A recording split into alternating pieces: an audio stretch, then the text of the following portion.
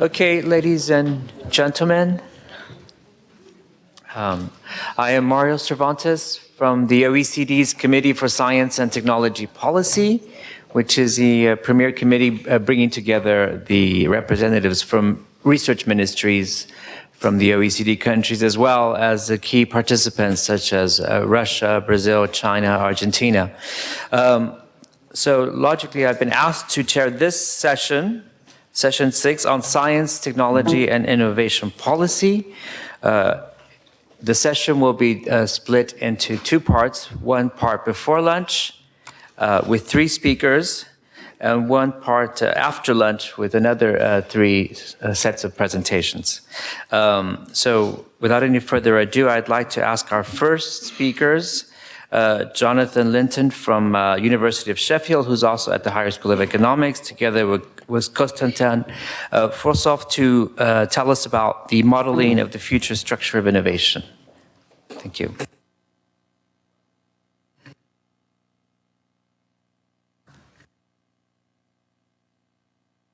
One here? Okay. Thank you very much, Mario. It's my pleasure to be able to speak this morning about modeling the future structure of innovation, some work that I've had the opportunity to work with my colleague Konstantin Forsov on. Here it is here. So a little bit of background in terms of how innovation has tended to work in the past.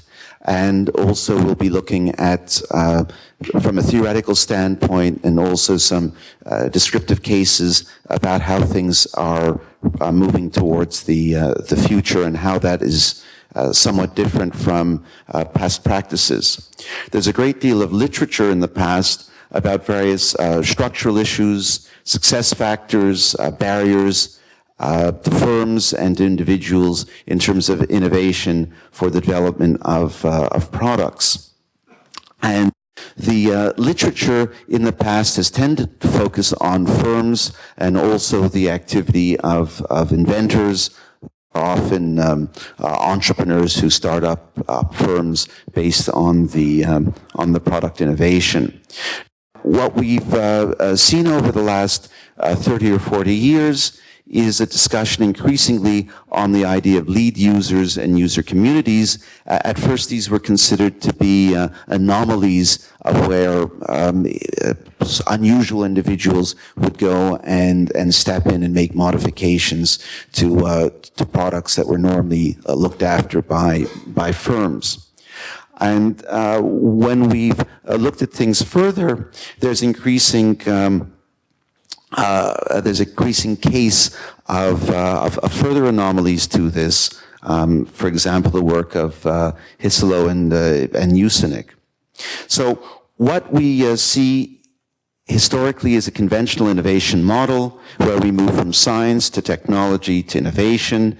And here, the producer is seen as the key player in innovation. And when we look at things like the triple helix literature or discussions of the Valley of Death, what we see is the role of the university or the government lab or the corporate lab in developing the technology, and then there's this valley of death that needs to be crossed to get to the marketplace, which is seen as the role of the producer, either a firm that's operating on a for-profit basis, or the entrepreneur also operating on a for-profit basis. And that's our conventional innovation model. However, getting back to this sort of anomaly of users innovating, would like to point out that realistically it's not such an anomaly, and to some extent we're seeing a change in behavior of people, but also we're seeing somewhat of a bias, because the researchers who would typically look at this were sitting in business schools and would use entrepreneurs and firms as their unit of analysis, as opposed to innovations or products as a unit of analysis. So if we look at things like scientific equipment, we see that 80% of that is based on user innovation.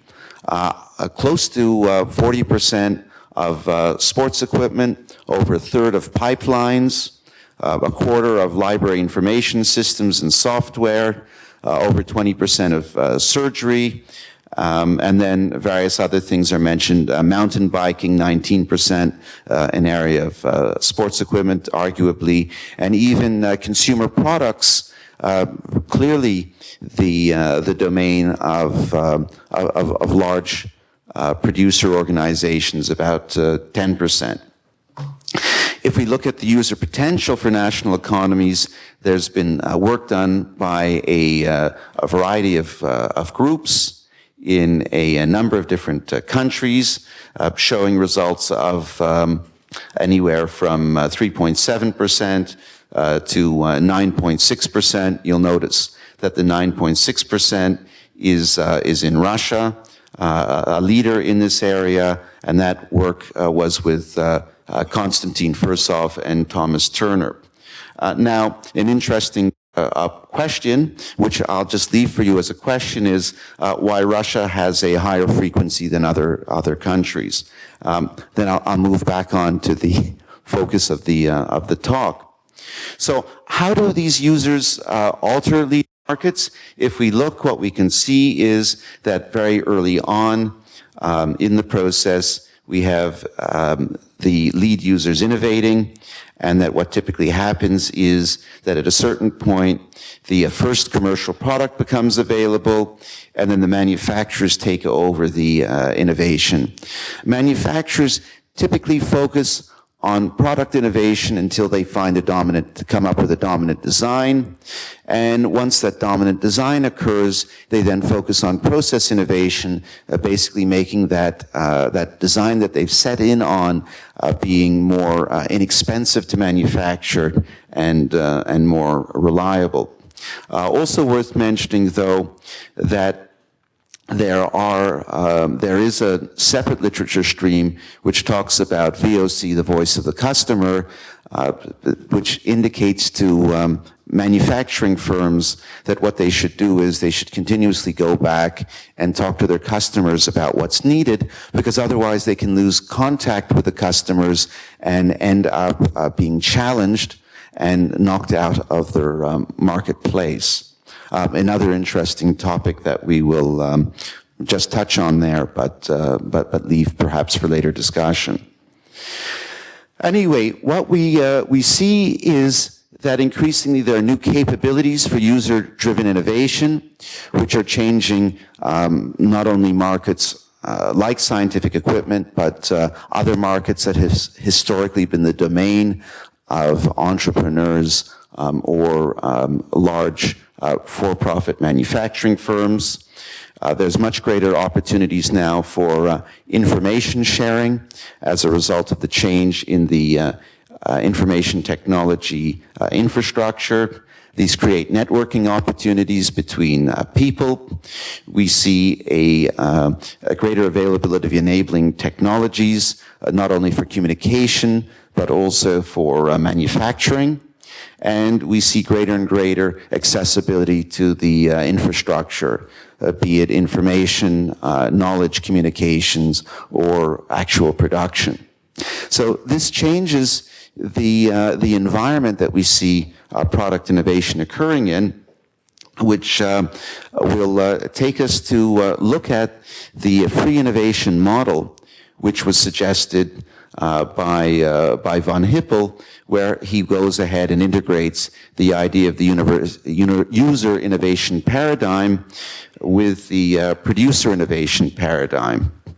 And the idea here is we have the traditional producer innovation paradigm for the manufacturing firms and entrepreneurs, and this gets integrated by developers, users who innovate not for profit, but because they are interested in having better products for their own use and to share with the community that they are part of.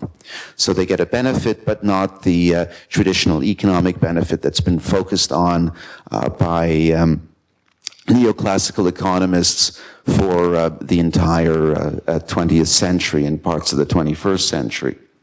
So where Constantine and I depart from the free innovation model is that we point out that the development of a new product is typically a result of a motivation or reward linking to a need, and if that need is present, we can see the development of a new product. In the traditional literature, the motivation and reward has always been a profit. The need would be some sort of unsatisfied needs of a group of customers, and the result would be a development of a new product that would satisfy the customer's needs and satisfy the producer's needs by offering them a profit. The friction with this model is that we don't have a maximization potentially of the user's needs, because the producer will try and maximize their own profit, which could result in a sub-optimization, a minimum satisfaction of the user needs. So we go ahead with this concept, and we link this concept not only to the producer innovation paradigm and the user innovation paradigm by looking and pulling the motivation, need, new product development relationship out, and say that if there is a motivation and a resource base, then we can have the development of a new product. And this resource base is a combination of infrastructure and enabling technologies. And these infrastructures and enabling technologies historically have been provided by the producers, but they don't need to be provided by the producers. They can be provided by the user communities as well. And with the changes that we indicated before, information sharing, networking opportunities, enabling technologies, and infrastructure accessibility, it is much more possible for the user communities to provide the infrastructure and enabling technologies than ever before. So, having provided a theoretical model with the appropriate theoretical grounding, what we'll do is we'll offer you a few examples. And these examples are listed right here, and what I'll do is I'll jump directly into them as we're short of time. The first one is that of pediatric prosthetics. Historically, pediatric prosthetics were a big difficulty because the prosthetics were readily available by for-profit companies, but they're rather expensive. And in the case of pediatrics, you are looking at not only a parent or a community having to have sufficient funds to purchase these rather expensive pediatric parts, but that the children might outgrow them in 1 or 2 years, or in some cases in less than a year. So the need here is to replace a missing part of a limb. The motivation that we've seen is charitable, to improve the quality of life and to create a community of people who are interested in prosthetics, interested in improving the lives of children, and who have in general a charitable inclination. And the reward that we see is the personal satisfaction that people have being involved in this sort of activity, to use skills that otherwise would be underutilized, and to be part of a community of like people. The infrastructure that's being used is internet and 3D printing, and the enabling technologies are design skills and biomechanics. So what we see is that a community has arisen, enabling the future, and they're supplying pediatric prosthetics at little or no cost to children around the world. The next case I'd like to point out is that of inflatable canoes and bubble boats, in Russian referred to as the bublik.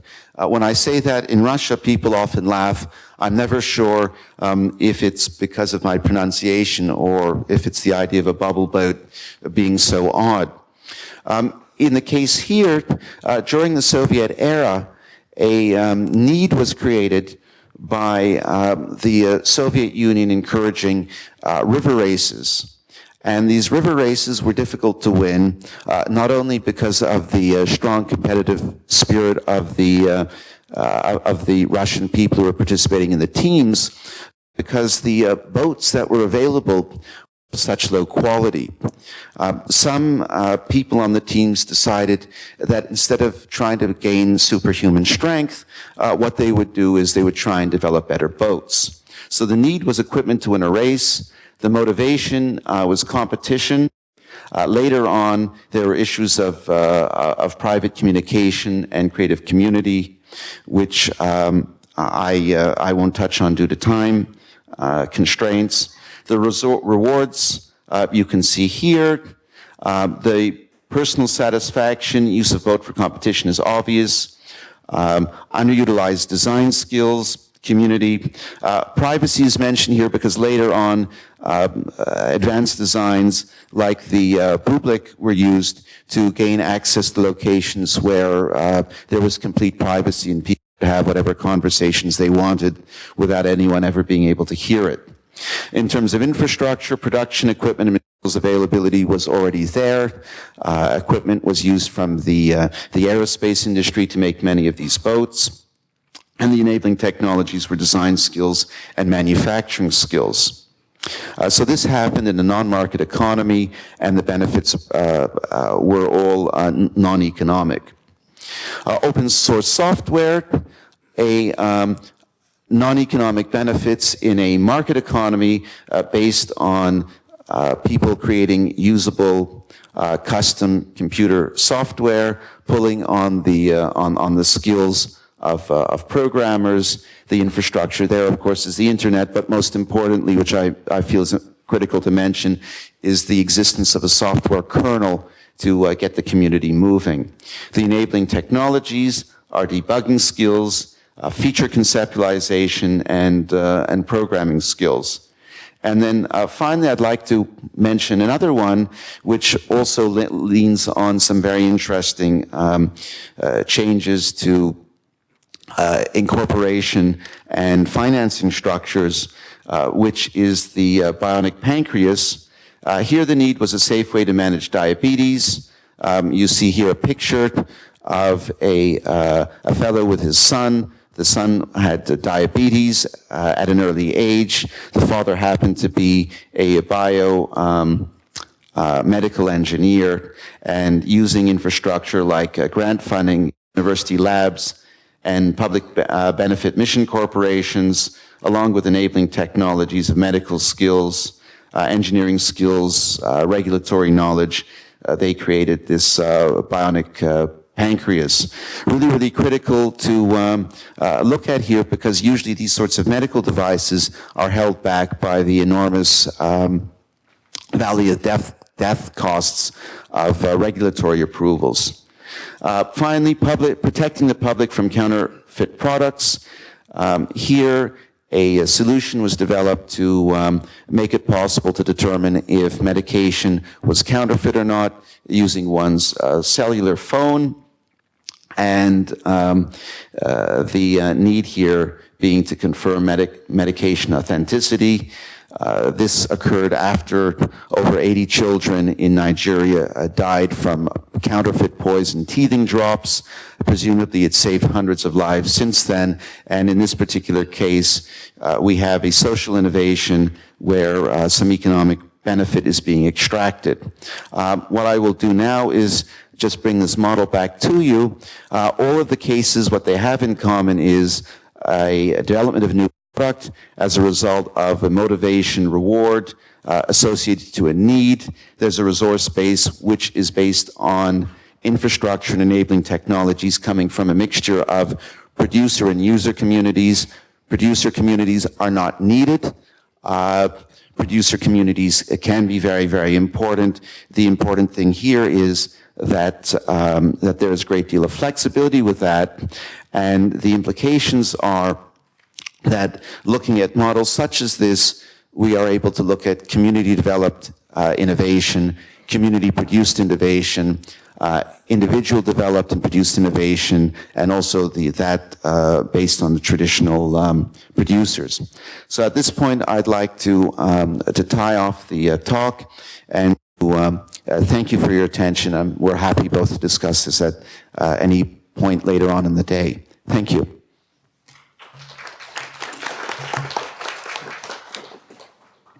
Thank you, Jonathan and Konstantin. I think you really bring some new insights in how innovation has evolved and is evolving. You bring to us the focus on the direction of innovation, not just the rate, and that has implications for policy. You tie also the supply and the demand here, users and producers. And I think you give us some very interesting examples that I think could be useful because, as we heard from yesterday's and previous discussions, the focus on societal challenges means we also have to think about innovation in terms of providing meeting social objectives or public goods or semi-public goods. So rather than the purely private goods we have been focusing on in the post-war period. Thank you very much. We have time for one question from the audience.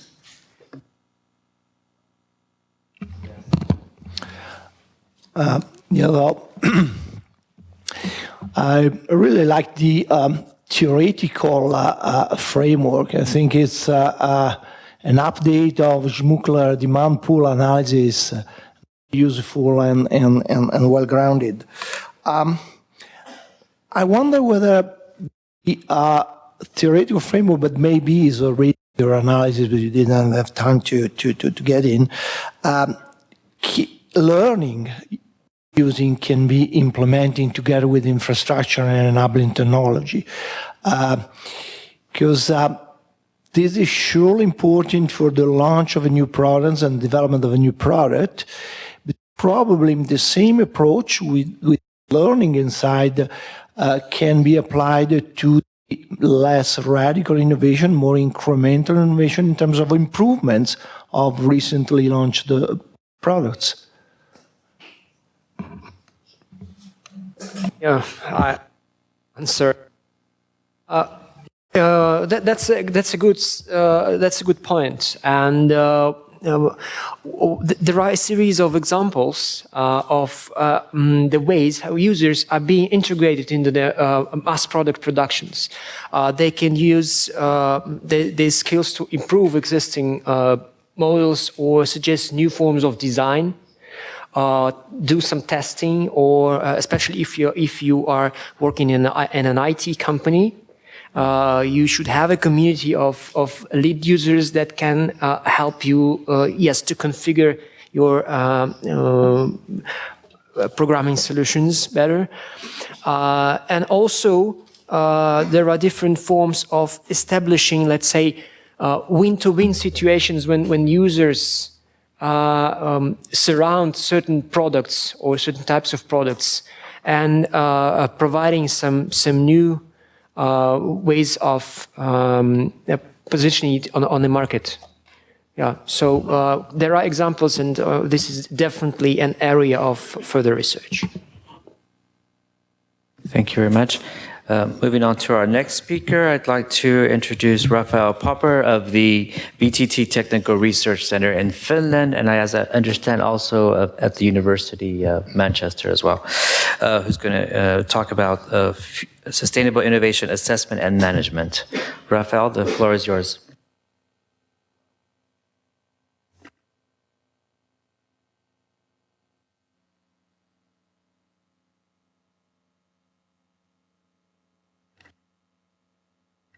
On the right. Yes.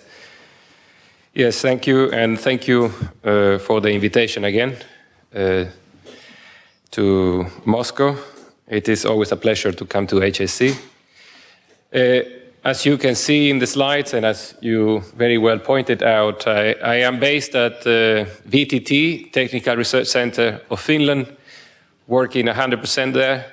But I'm still linked to the University of Manchester, and this presentation is heavily based on work that I have done and completed this year. So there is a report, copies of this report that I have brought Some of these are in that table, but it is available as well online, and the link is in my presentation in case you are already packed with material to take back home and you don't want to have another heavy report in your bag. And, but we are implementing this framework, which is an acronym like many of the projects and the activities funded by the European Commission. If you don't have a fancy acronym or a short acronym, then you haven't actually delivered anything. So this CASI-F approach has been applied to ongoing projects at VTT as well. So it's not just something that we have been doing at the University of Manchester. Do we have a pointer? Yes? Thank you. Before I jump into the presentation, I was asked yesterday to briefly introduce what VTT is, so I have only 2 slides, but there's also a lot of material about who we are, leaflets, and as well a magazine, Impulse magazine, that you can also access online describing VTT. VTT is, in a nutshell, the top #1 organization in Finland in terms of patents, and in VTT we are involved in over 30% of all innovations coming from Finland. So VTT expertise is either in the design phase or in the demonstration piloting phase, or even in the implementation and diffusion phase of innovations, what have been discussed already in terms of science, technology, and innovation. And the 4 million hours of brain power is just a marketing way of describing the 2,500 employees, researchers, and technologists that we have at VTT. VTT can be also described in terms of 3 major business areas: the knowledge-intensive products and services area, with a number of research areas and teams looking at, for example, hyper-connected society, industrial internet and productivity, personalized health solutions, and other areas that this is just a flavor. The smart industry and energy systems business area is looking at, for example, smart cities, nuclear energy. We have our own labs and facilities underground and in different parts of Finland, industrial service businesses, future energy systems, and so on. Digital engineering is another one, and the factory of the futures. And the third business area is focused on solutions for natural resources and the environment. And the framework, the CASI-F, applies to many of the activities that we're doing in that area. Liquid biofuels, sustainable packaging materials, and sustainable textiles, and so on. So this is all about VTT. Now, focusing on the rest of my presentation, which is about the framework, it is structure first introducing why do we need to assess and manage sustainable innovation, and what do we mean by sustainable innovation. This research was funded by the European Commission in a 4.5 million project, 42 months, and it just finished.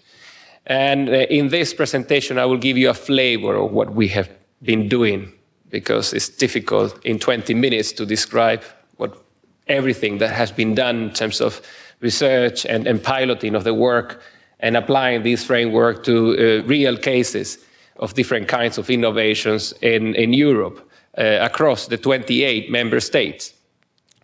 But we had a focus, and the focus was the so-called Societal Challenge 5.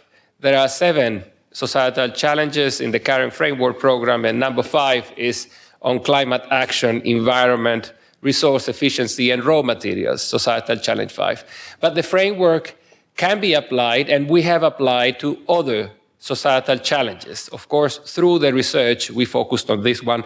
And what do we mean by Societal Challenge 5, or what was the main set of priority areas that we addressed? These are the 22. We are not going to go into the details. Actually, there is an free online training course on describing each of these 22.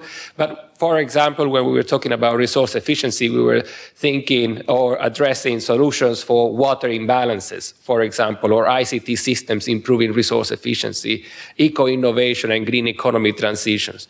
Then climate action was another pillar, raw materials and the environment. Each of these 22 priority areas were addressed in different ways throughout the project.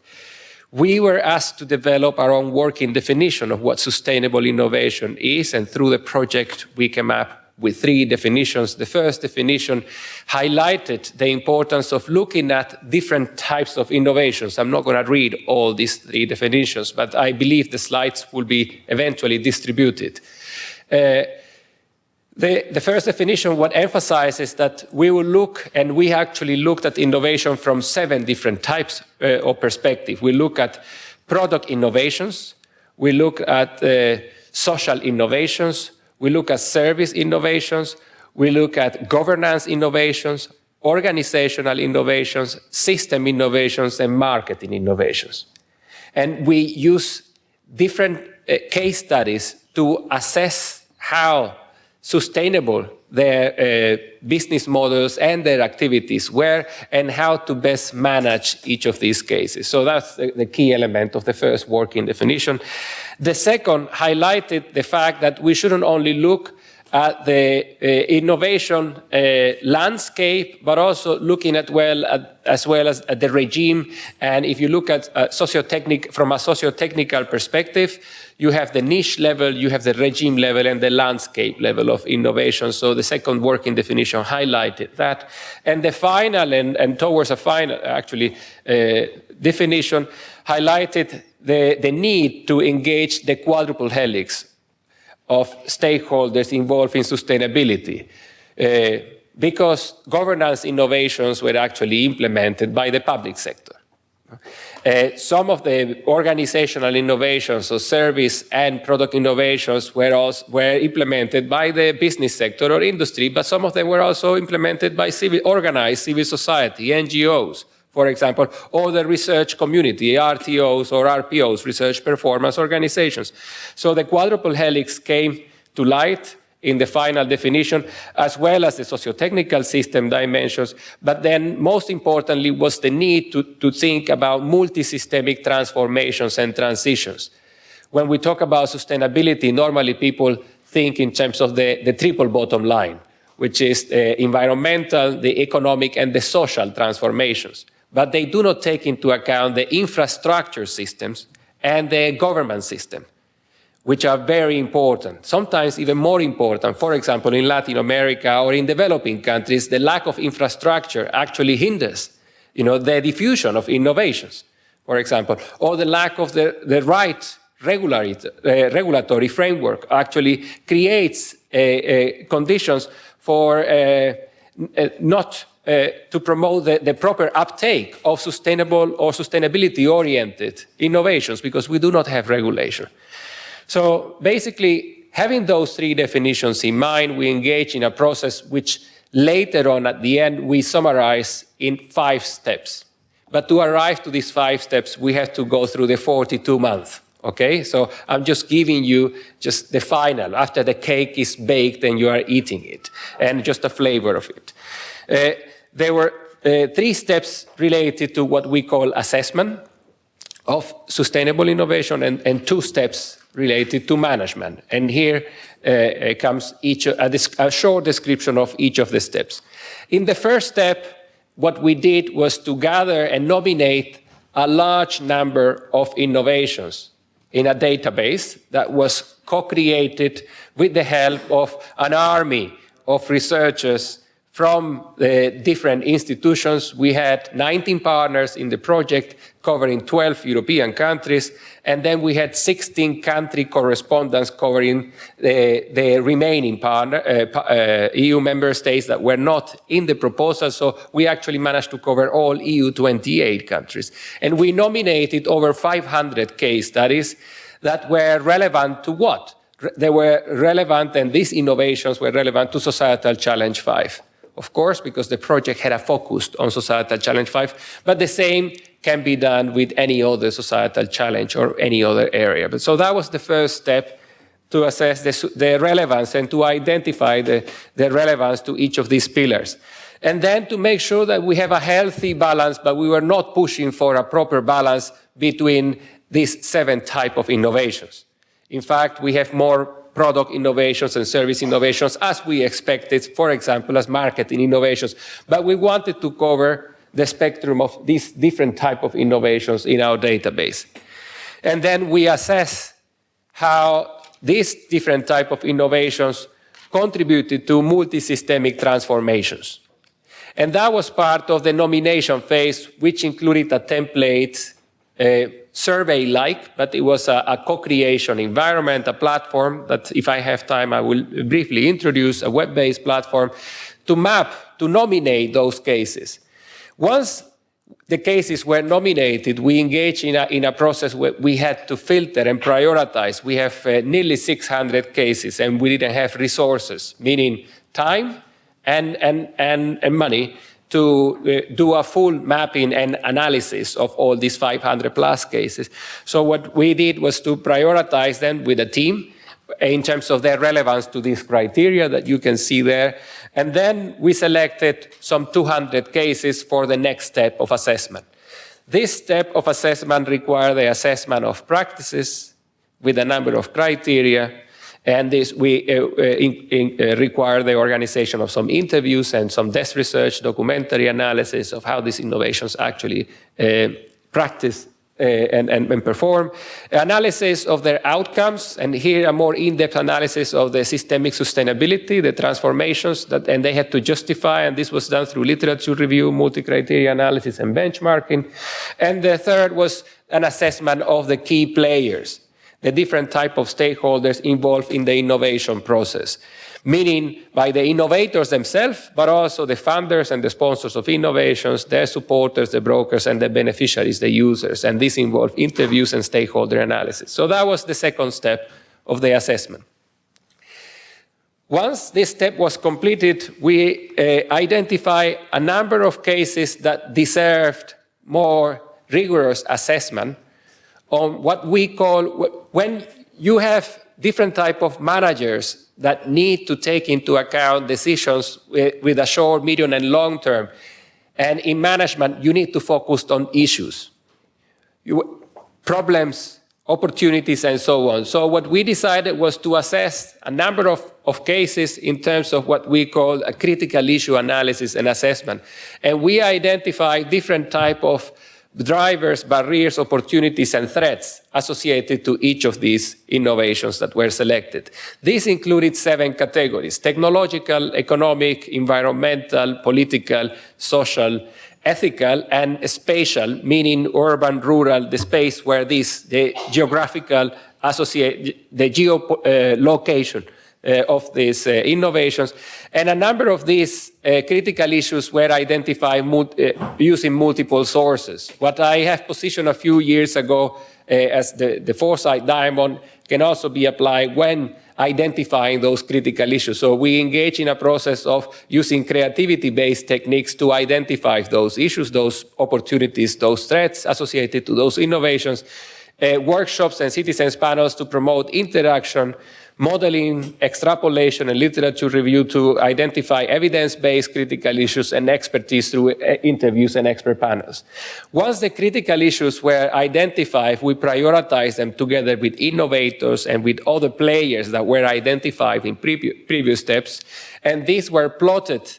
And then we use different criteria that were defined with the innovators to identify those critical issues that deserve to be upgraded to the management level.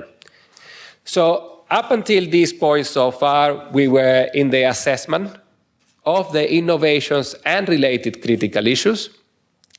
And then here in the top right corner were the specific opportunities, the specific threats, drivers, and barriers that, together with the innovators and the players linked to the innovations, we have agreed to produce what we call an action roadmap. But to produce action roadmaps requires the identification of different types of actions.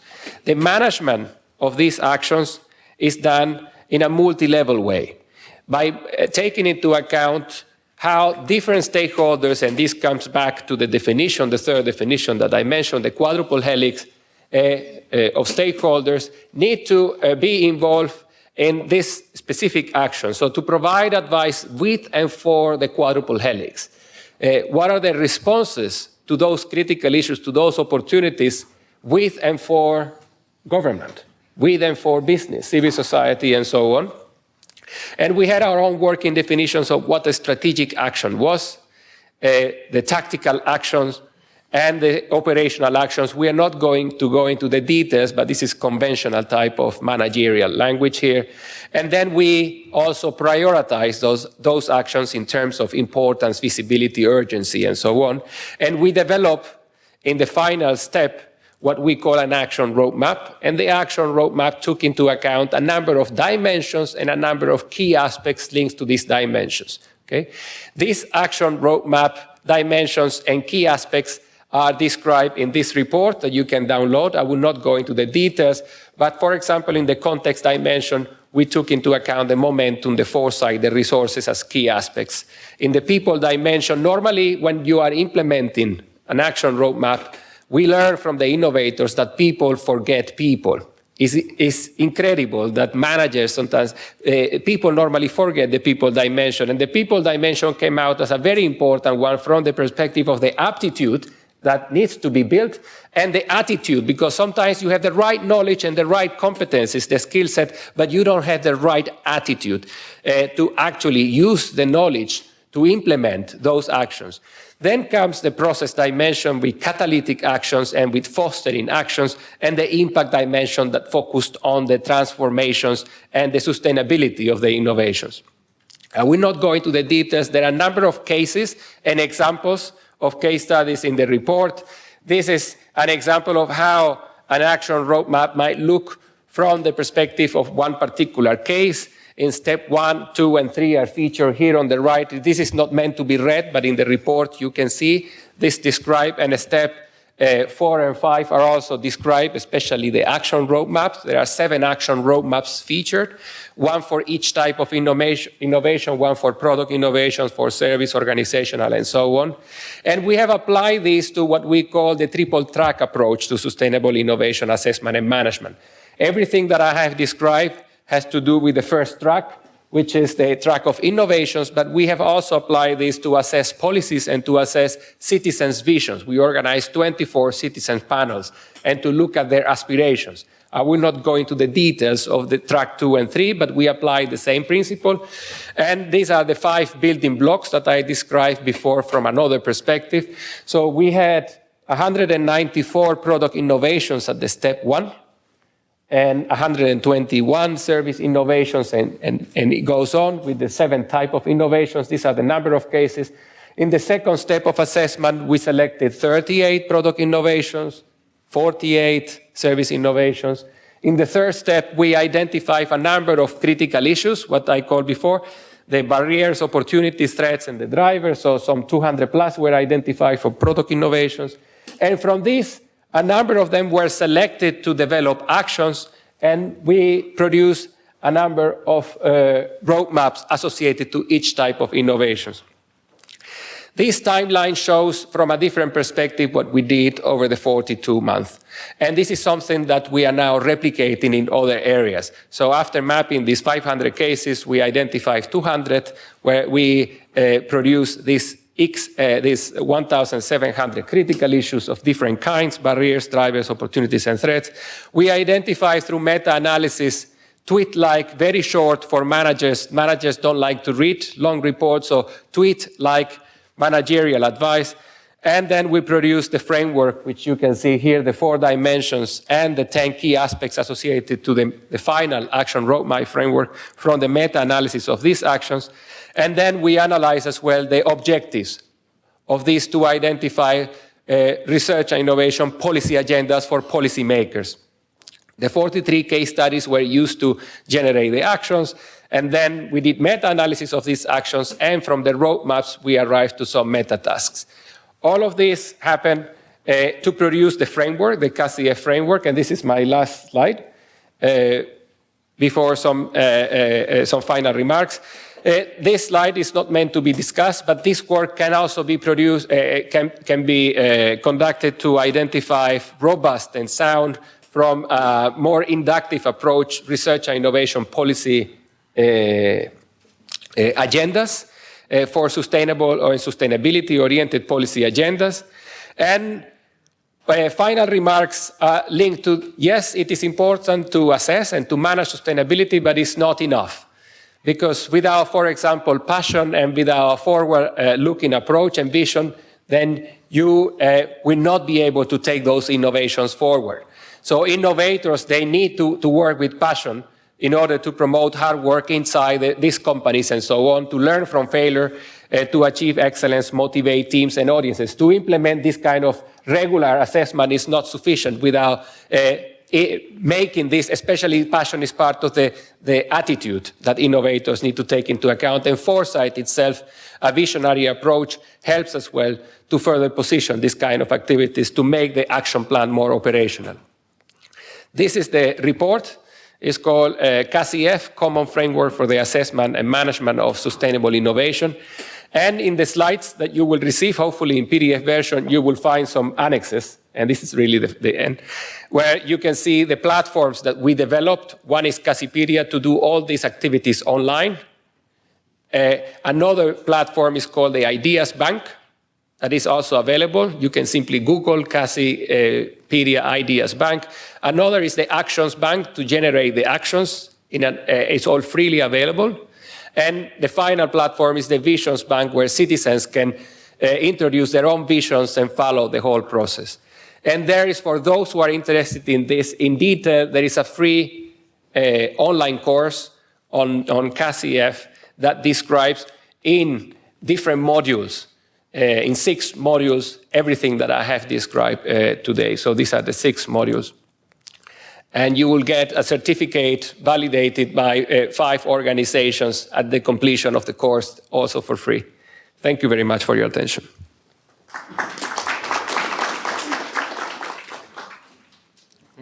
Thank you, Rafael, for a very comprehensive presentation on what seems to be a very ambitious initiative, this CASI assessment and management framework, highlighting also the importance of innovation, not just in firms, but in organizations, in institutions. And something that you bring up at the end is this issue of aptitude and capacities for innovation, which I think in many countries we have the institutions set up, the incentives, but oftentimes at the level of organization, there's some people call it lack of innovation culture or lack of innovation capabilities and skills, and you add to this literature. It's very rich.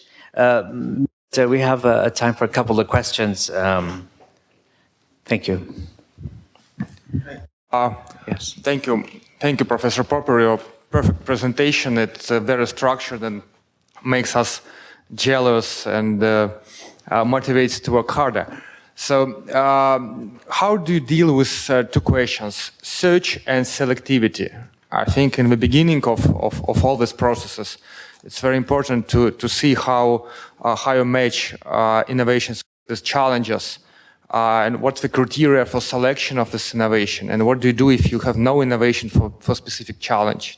Because we have very similar in Russia, we call it National Technology Initiative, and lots of different institutions for development were trying to search for innovation. And I guess that this approach could be very relevant and interesting to implement in Russian routines. But these questions are quite important for us. Thanks. Yes, because of timing, I didn't include a lot of issues such as search and selectivity, but I think I managed to stick to the actually 23 minutes, so we have a few minutes left for discussion. Regarding search, it is a challenging issue. Obviously, as being funded by the European Commission, one important criteria for search was to focus on European Union-wide and relevant innovations.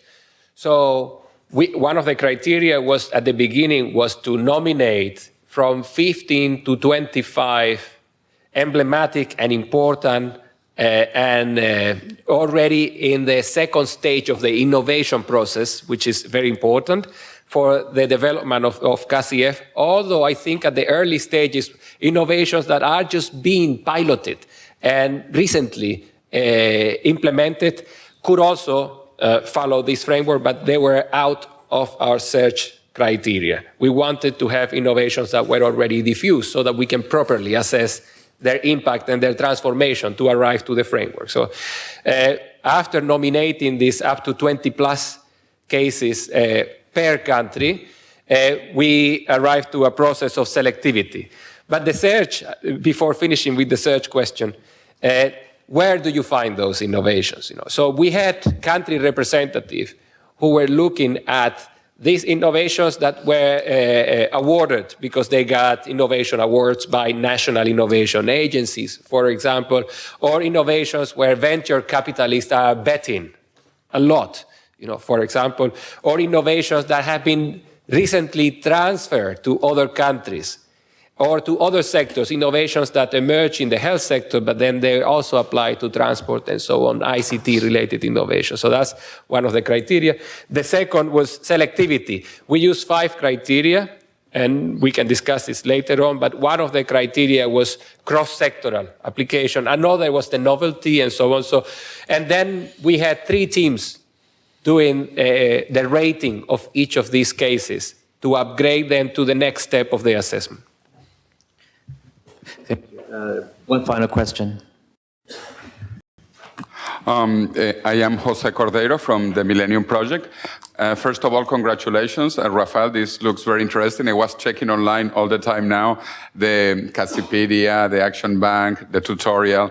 So it looks excellent. But my question is about the course. What are your expectations on that in terms of people taking it? Yes, well, we had very low expectations, luckily. Well, not us, but the Commission. They asked us to have at least 100 people taking the course, and in less than a month, we got 300 people. So we exceeded the original target. So we have ticked the box, we deliver, and we're going to get the final payment, and everybody's happy in the Commission, and we finished the project. So from a purely bureaucratic perspective, we are done. Okay, but this course actually became very popular in Latin America, and we got a lot of respondents from Colombia, a lot of participants from Colombia, from Peru, and we have translated this to Spanish already, and we are launching a Spanish version of this in Peru very soon, and this is free, the English version, and it will continue to be available, and people are registering. And this is one of the expectations we have, is that it can become an executive education course on the one hand, but we're also discussing transforming this into a master's program with upgrading each of the modules. So if you're interested, we can discuss about this. I have discussed with Alexander Sokolov, and not yet with Leonid, but with colleagues from HSC, the possibility of integrating some of these things in the STI masters that you have here. So if you are interested, I'm happy to discuss. Thank you, Rafael, and I think encourage you to meet with Rafael during the lunch break for further discussion. We have one final presentation for this part of the session from Stanислав Zaichenko from HSC. Many countries go through crisis, and the issue of institutions and human resources and resilience of systems to these crises will be the focus of the presentation. Okay, thank you. Thank you very much for the opportunity to participate in this discussion. First of all, I must confess the title is not correct. The word crisis is inappropriate here, especially before the lunch. So it's sounding and short, but provoking too many questions. So what crisis are we talking about? Financial crisis of 2008, or drop in oil prices and exchange rates, investment decline, effects from international sanctions and restrictions, or whatever. It's more appropriate to talk about negative socioeconomic changes as background for short and mid-term changes in behavior of research institutions. But can I take the pointer? But beforehand, I think it's worth discussing whether we can talk about... It doesn't work? May I? You want a point? Yes. 1 second.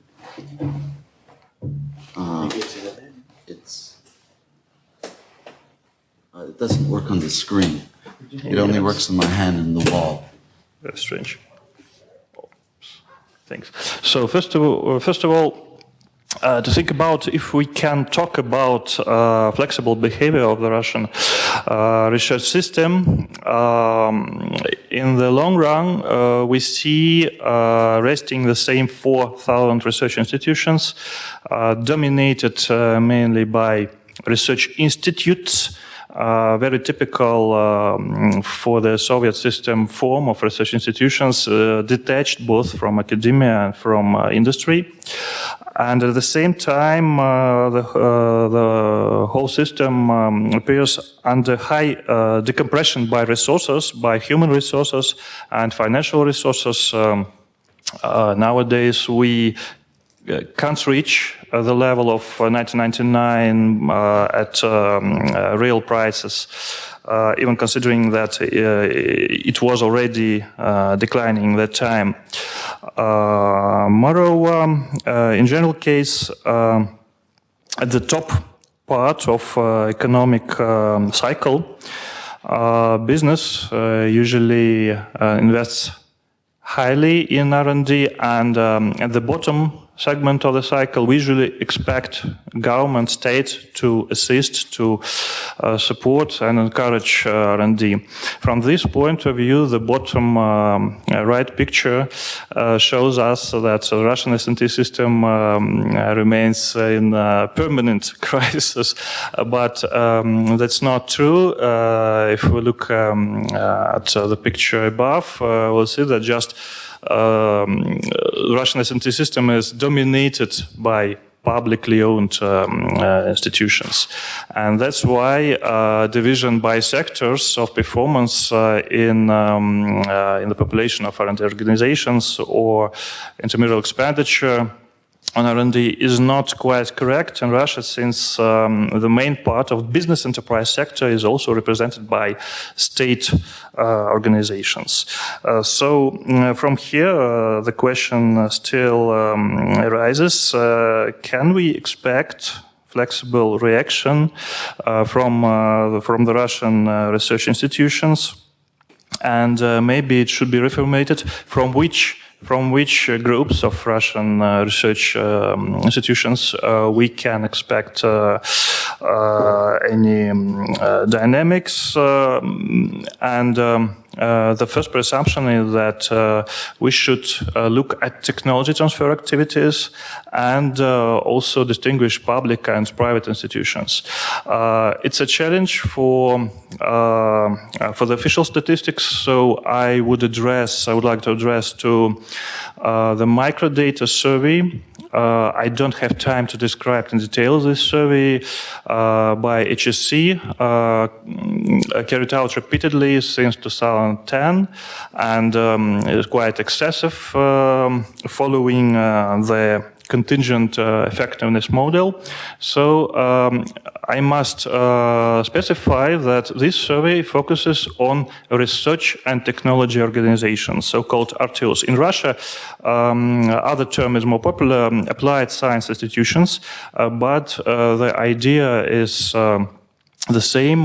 To select RTOs, we usually sort out higher education institutions and institutions from the Russian academia sizes.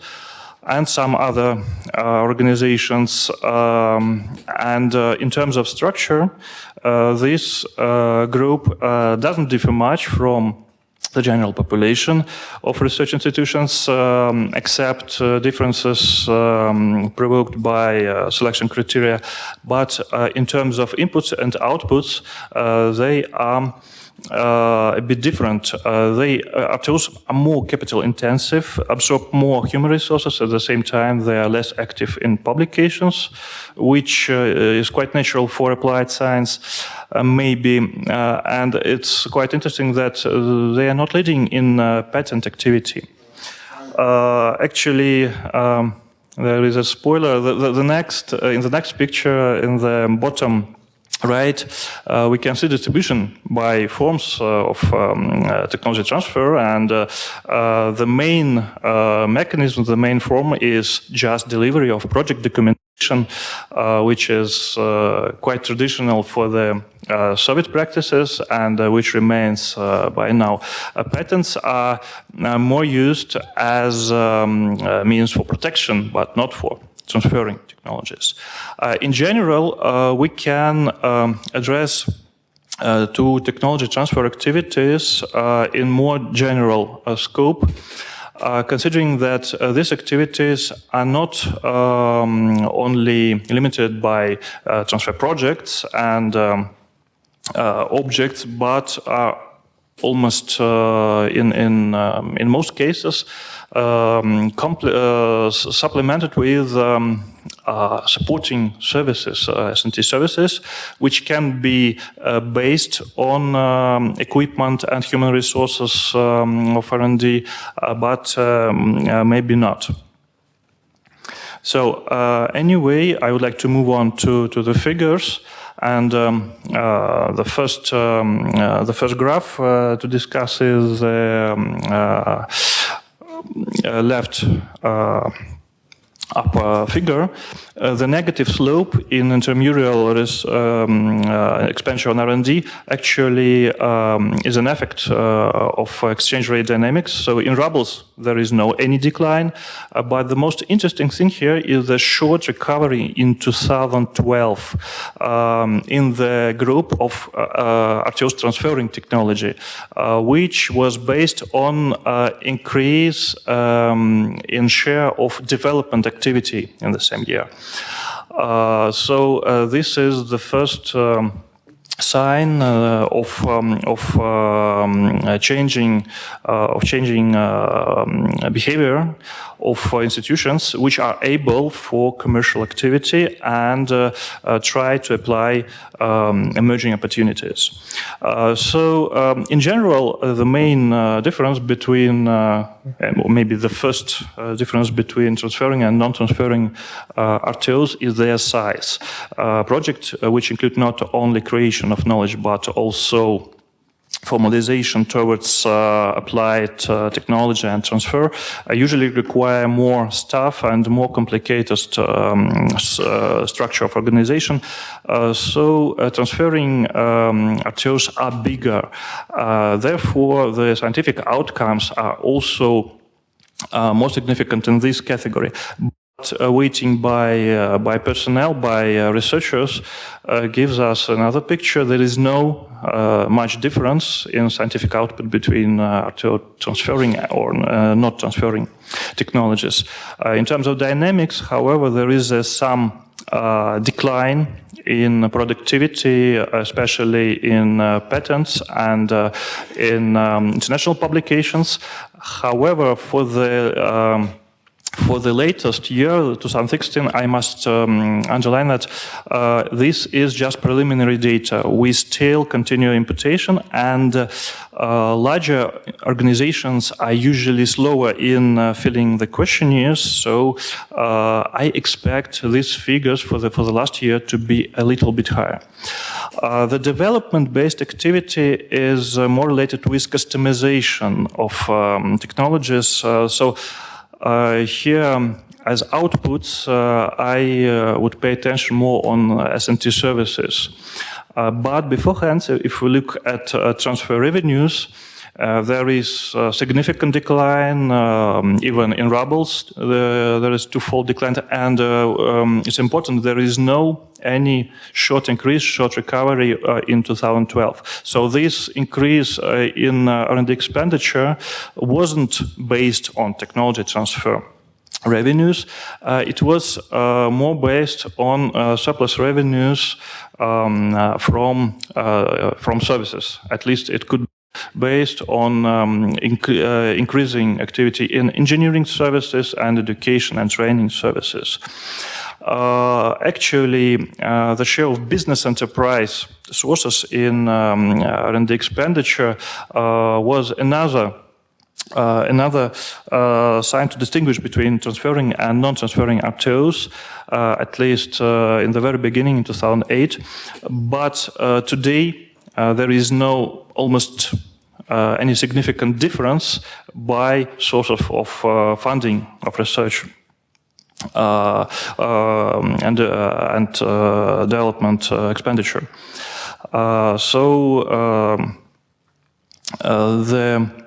The changes in behavior, the opportunities are limited here by absorptive capacities of custom enterprises, and after 2012 we see even more dynamic drop in technology transfer revenues.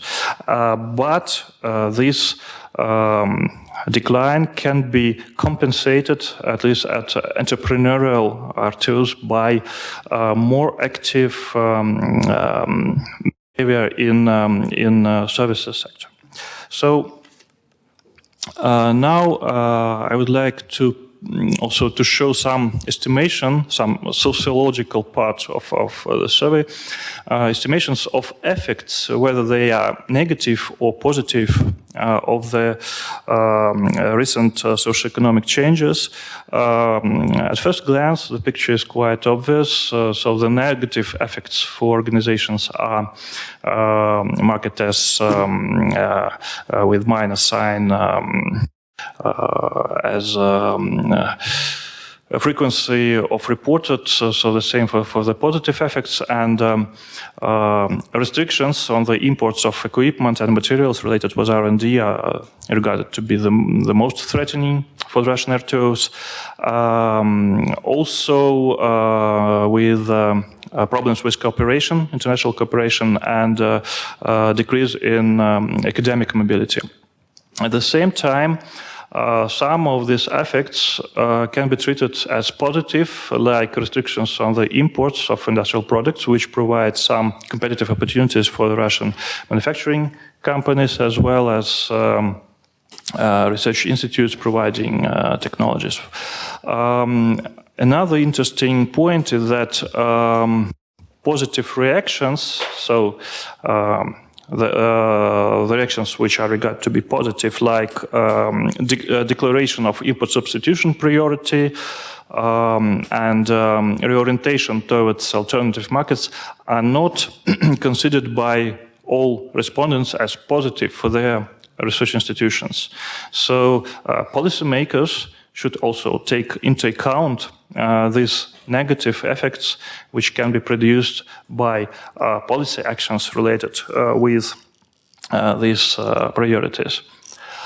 And just to look a little bit into the future, I would like to mention, already mentioned by previous speakers, priorities formulated by the strategy for the new strategy for S&T development, and just to my mind, this picture also addresses to the Soviet, at least to outdated structure of socio-economic goals of research institutions, which are mainly focused on industry, so on manufacturing, on mining and quarrying in gas and oil, also in agriculture. So the health issues are much more moderate comparing to these priorities. Also, there is a difference by innovation activity of RTOs. Transferring RTOs are more active in following the agricultural priorities, as do public research institutions. So there is also an attempt to decompose these priorities into technology areas, and there is very big variation in different categories of RTOs, which must be considered by policymakers, because public versus non-public stakeholders is a very important issue for addressing policies, for finding appropriate mechanisms to influence, to encourage the stakeholders. So I would like to make some quick conclusions. In long term, we still face incomplete transition of the whole S&T system, and it is still oriented towards mostly outdated priorities and socioeconomic goals. It is still accumulating fatigue, which hampers institutional development. And suffers from lack in resources compared to its size. At the same time, the turning point of 2012 shows that there is a category of entrepreneurial or flexible research institutions which are flexible enough for reorientation, for finding new opportunities for development, but still this activity is limited by absorptive capacity of customers. In the short run, we expect reduction of RTO's population in the nearest 1-2 years up to 20%. This trend is not reflected in the official statistics, but we just observing it in the real time. It doesn't mean that these institutions just are being closed. During the survey, which is not complete by now, we can see that research institutions, under the lack of reserves to maintain constant level of R&D expenditure, just change their profile or change their organization form, are being merged other institutions and so on. So in statistical meaning, there will be a significant reduction in institutions of applied science in Russia until 2018. So it also should be included into consideration by policymakers, not in the near future, but immediately, I think. So, thank you for your attention. Yes, thank you, Stanislav, for sharing the results of this survey. Some interesting findings here on the unfinished transition of the Russian R&D system. Any questions from the audience? Yes, please. Hello. I'm representing one of the largest corporations, global corporations, which is truly playing in a digital field. My question to you about the definition. Digital manufacturing, for me, at least in this time frame, it's a buzzword. The same like a smart grid. Whatever, it's more like a marketing trick. Therefore, for me, it's especially over there, you have a material there and automation and everything. So if we have that undefined, for me it's undefined scope, then how valid would be an assessment of for this particular topic, for instance? So this this decomposition of priorities and technology areas, as I told, is a kind of attempt. It should be defined in much more exact, narrow technology fields, or maybe separate technologies, of course.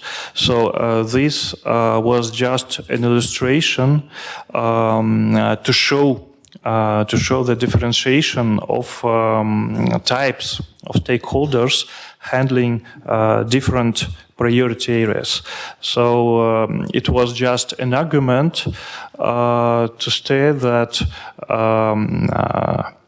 the policy making under these priorities should be not only addressed to different industries, to different disciplines, to different markets, but also different and very specific types of stakeholders which have its own very special opportunities and limitations arising from their, for example, legal forms or their relationships with other enterprises, stakeholders, and so on. Thank you very much, Stanislav.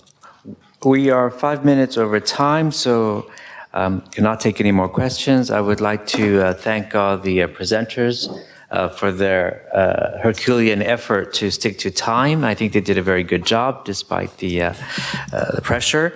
I'd like to thank the interpreters, and I'd like to suggest that we take the 5 minutes we've lost from the coffee break. So rather than meeting back here at 14, we meet back here at 14:05, and then we will recuperate the 5 minutes from the coffee break. Thank you.